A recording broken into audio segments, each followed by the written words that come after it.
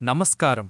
శివునికి ప్రియభక్తుడు మరియు శివుని వాహనం అయిన నందీశ్వరుడు ఎలా అవతరించాడో మీకు తెలుసా? శివభక్తి, తపస్సు, లోతైన ప్రేమ అన్నీ కలిసిన ఒక అద్భుతమైన గాథ గురించి తెలుసుకుందాం రండి. శిలాద మహర్షి శివుణ్ణి అమితంగా పూజించే గొప్ప భక్తుడు. ఆయన హృదయంలో ఒకే ఒక కోరిక బలంగా ఉండేది. తనకు సాధారణంగా పుట్టని, వృద్ధాప్యం, మరణం లేని ఒక గొప్ప కుమారుడు కావాలి. కఠిన తపస్సు చేసిన తరువాత శివుడు ప్రత్యక్షమైనప్పుడు శిలాదుడు తన కోరికను విన్నవించాడు. తల్లి గర్భంతో సంబంధం లేకుండా జన్మించాలి.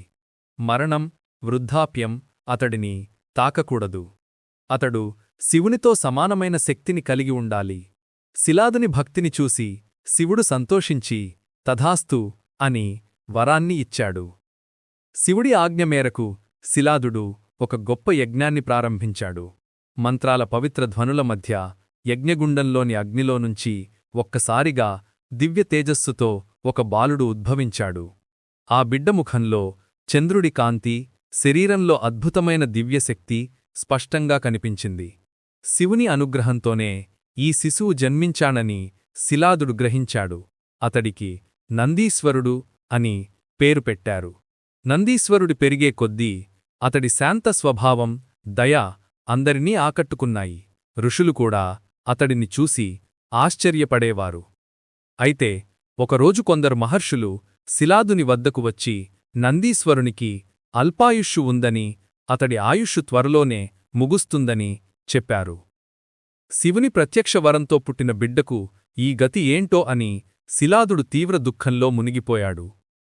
ఈ దుఃఖవార్త నందీశ్వరునికి తెలిసింది. కాని అతడు భయపడలేదు. అతడి ఏకైక నమ్మకం శివుడు మాత్రమే. నందీశ్వరుడు అడవికి వెళ్లి తన ప్రాణాల గురించి చింతించకుండా కేవలం తన తండ్రికి ఇచ్చిన మాటను నిలబెట్టాలని తీవ్రమైన తపస్సు ప్రారంభించాడు. వర్షం, గాలి, చలి అతడి ధ్యానాన్ని ఏమాత్రం భంగం చేయలేకపోయాయి. నందీశ్వరుడి అచంచలమైన తపస్సుకు శివుడు కదిలిపోయాడు.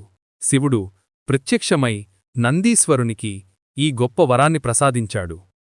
నీకు మరణం లేదు. నీకు వృద్ధాప్యం లేదు. నీ ఆయుష్షు శాశ్వతం, అమరం. నీవు నా శక్తితో వెలుగొందుతావు.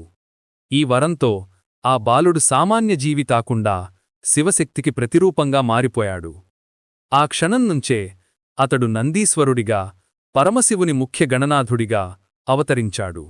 నందీశ్వరుడి కథ మనకు చెప్పేది ఒకే ఒక సత్యం: భక్తి నిజమైనదైతే, ప్రయత్నం నిలకడగా ఉంటే మనపై ఉన్న దురదృష్టాలు కూడా తొలగిపోతాయి. శివుని సేవకుడిగా నందీశ్వరుడు నేటికి ప్రతి శివాలయం ముందు కొలువబడుతూ భక్తులకు అనుగ్రహాన్ని అందిస్తున్నాడు.